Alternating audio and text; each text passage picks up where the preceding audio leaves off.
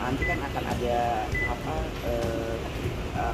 anggota DPR periode selanjutnya. Jadi ini kita fokus dulu ke apa hal-hal yang harus kita selesaikan sampai tanggal 1 Oktober.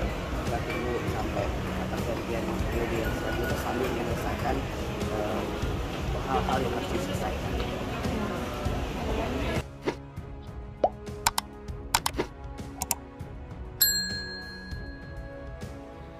Assalamualaikum warahmatullahi wabarakatuh. Balik lagi di kajian online. Rintangan demi rintangan rupanya harus dilalui oleh RUU perampasan aset untuk bisa disahkan, bahkan hanya untuk dibahas. Ya teman-teman, di sini walaupun Presiden sebelumnya itu Pak Jokowi telah mengeluarkan surat presiden untuk meminta DPR mengesahkan segera mempercepat pengesahan RUU perampasan aset, rupanya surpres tersebut juga tidak dihiraukan.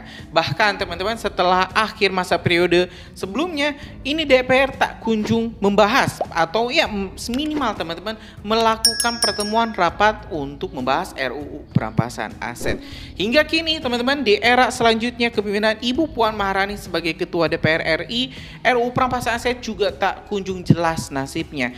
Bahkan tidak masuk ke prolegnas untuk periode saat ini dan hanya masuk ke prolegnas jangka menengah. Kita tahu teman-teman, kalau misalnya tidak masuk menjadi prioritas, maka RUU ini mungkin saja memang sengaja untuk ditenggelamkan agar rakyat lupa dan juga tak lagi memberikan dukungan atau desakan kepada DPR untuk segera mengesahkan RUU perampasan aset. Hingga saat ini walaupun rakyat masih teman-teman mendesak pengesahan RUU perampasan aset, rupanya DPR kita sudah tuli, sudah buta dan bisu, sudah tak bisa lagi mendengarkan aspirasi rakyat yang seharusnya menjadi tuntunan utama bagi DPR untuk bekerja. Ya teman-teman, hari ini kita mendapatkan sebuah fakta yang sangat mengejutkan, di mana DPR rupanya memang sengaja menunda pembahasan RUU perampasan aset dengan 1 juta alasan.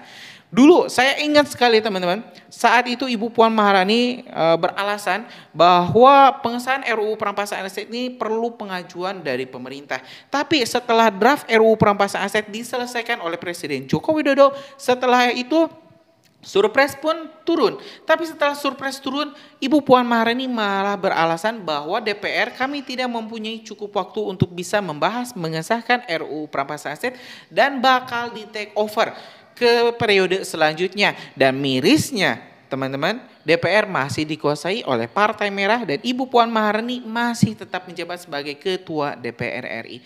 Dan kita lihat teman-teman, dalam kerjanya hampir 6 bulan setengah tahun ini kita belum melihat kinerja positif dari DPR kita. RUU perampasan aset juga tak kunjung selesai, dan bahkan teman-teman, ini DPR sampai cuci tangan. Video sebelumnya yang juga viral kita upload teman-teman tadi malam menyebutkan bahwa DPR ini berusaha untuk cuci tangan, melempar tanggung jawab ke pemerintah dengan menuduh Presiden Prabowo Subianto yang tidak serius untuk memberantas korupsi karena belum mengajukan draft terbaru RUU perampasan aset.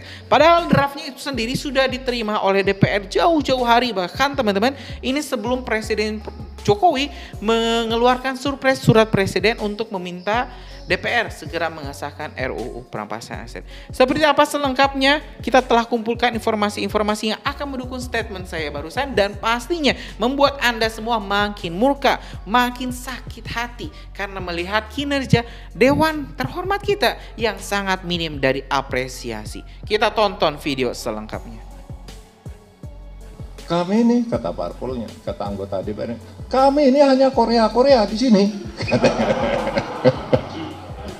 Yang menentukan tuh bos di sana. Gitu loh. Mungkin perampasan aset bisa, tapi harus bicara dengan para ketum partai dulu. Kalau di sini nggak bisa.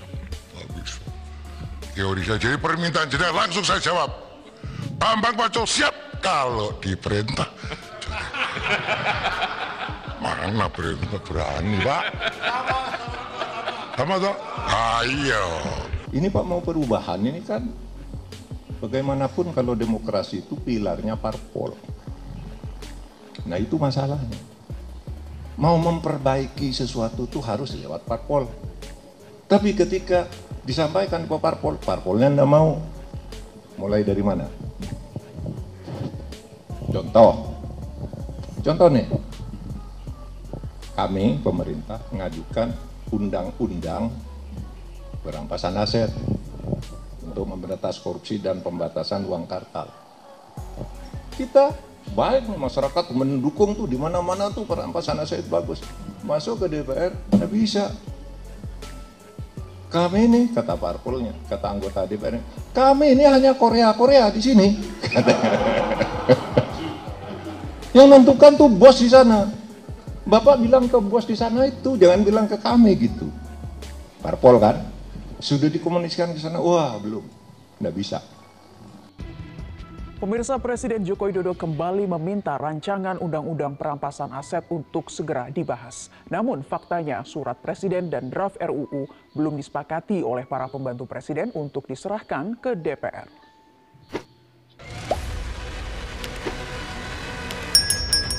RUU Perampasan Aset adalah inisiatif dari pemerintah. Dengan adanya RUU Perampasan Aset bisa menjadi payung hukum untuk menyita aset-aset yang diduga hasil tindak pidana termasuk korupsi. Karena selama ini penyitaan harus didahului oleh keputusan pengadilan.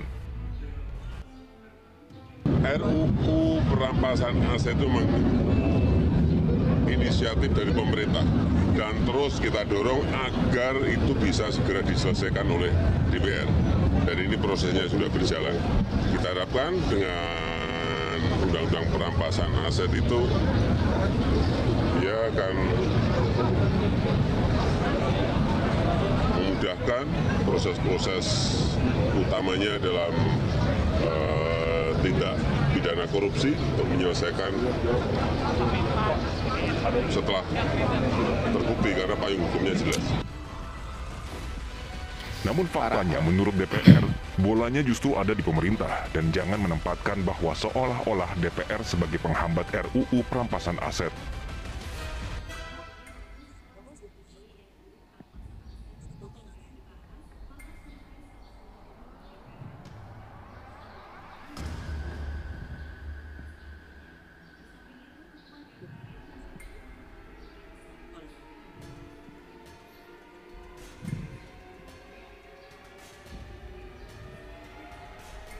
Ketika ada beberapa laporan masyarakat, ya atensi masyarakat terkait dengan gaya hidup dari penyelenggara negara misalnya. Terlebih saat ini KPK juga sedang melakukan proses penyidikan terkait dengan perkara yang terbaru yang sempat ramai menjadi pemberitaan. Saya kira ini waktu yang tepat untuk segera mensahkan RUU Perampasan Aset sebagai support dari penegakan hukum tindak pidana korupsi yang sedang kami lakukan ya. Karena pada gilirannya kan setiap perkara korupsi pasti ujungnya adalah adanya perampasan aset. Sampai saat ini kan kami kemudian berupaya untuk perampasan aset ini dilakukan melalui putusan pengadilan, ya, melalui persidangan. Sambil menunggu ketika sudah disahkan, saya kira ini sangat mendukung upaya-upaya dimaksud. Iya, tentu kalau kita baca ya, dari RU ini kan sangat menarik sekali di sana ya. Bagaimana kemudian kemudahan-kemudahan di dalam upaya perampasan aset dari hasil tindak pidana korupsi bisa dilakukan baik melalui peradilan maupun di luarnya gitu ya. Sehingga ini kan mendukung secara norma hukum untuk penegak hukum bisa mengoptimalkan aset recovery dari hasil tindak pidana korupsi yang dilakukan oleh para koruptor. Rancangan Undang-Undang Perampasan Aset akan menjadi PR bagi anggota DPR di periode 2024 hingga 2029. Puan menyebut saat ini yang menjadi fokus bagi anggota DPR adalah menyelesaikan tugas sebelum 1 Oktober atau pelantikan anggota DPR periode yang baru. Selain itu, Puan juga mengatakan waktu untuk menyelesaikan RUU Perampasan Aset tidak bisa diselesaikan di waktu yang singkat. Pendek sekali dan nanti kan akan ada anggota DPR periode selanjutnya. Jadi ini kita fokus dulu ke hal-hal yang harus kita selesaikan sampai tanggal 1 Oktober. Kita tunggu sampai pergantian periode yang selanjutnya sambil menyelesaikan hal-hal yang harus diselesaikan. Ya. Sebelumnya diketahui Presiden Joko Widodo sudah menandatangani surat perintah Presiden atau Surpres mengenai RUU perampasan aset terkait dengan tindak pidana. Surpres telah dikirim ke DPR pada Kamis 4 Mei 2023 untuk dilakukan pembahasan, namun hingga beberapa minggu jelang pergantian anggota DPR yang baru belum ada agenda rapat dengan komisi terkait ataupun juga badan legislasi DPR. Dalam kesempatannya di Kompleks Istana Kepresidenan pada 27 Agustus lalu, saat memberikan respon terkait dengan demo tolak RUU Pilkada di DPR, Joko Widodo juga meminta untuk dilakukan hal yang sama, yaitu agar DPR segera membahas rancangan undang-undang perampasan aset tindak pidana untuk disahkan. Menurutnya, RUU ini bisa digunakan untuk memberantas korupsi di Indonesia. Saya menghargai langkah cepat DPR dalam menanggapi situasi yang berkembang. Respon yang cepat adalah hal yang baik, sangat baik, dan harapan itu juga bisa diterapkan untuk hal-hal yang lain juga yang mendesak. Misalnya seperti rancangan undang-undang perampasan aset, yang juga sangat penting untuk pemberantasan korupsi di negara kita. Ya teman-teman, barusan kita telah tayangkan berbagai video-video, ini footage ya, bukti bahwa DPR memang sengaja, teman-teman, ini sengaja banget untuk menghalang-halangi atau menunda pembahasan RUU perampasan aset. Barusan kita dengar juga ini surprise dari Presiden Jokowi kemarin telah keluar, teman-teman. Draftnya sudah masuk ke DPR. Nah, semua hal itu yang diminta oleh DPR, pengen ada draftnya, pengen ada surprise-nya, sudah dipenuhi oleh pemerintah tapi tak kunjung selesai. Kita tahu memang ini RUU perampasan itu bukanlah inisiatif dari DPR tapi dari pemerintah. Karena itu ya DPR mungkin enggan untuk mengesahkan RUU ini karena agak ketakutan.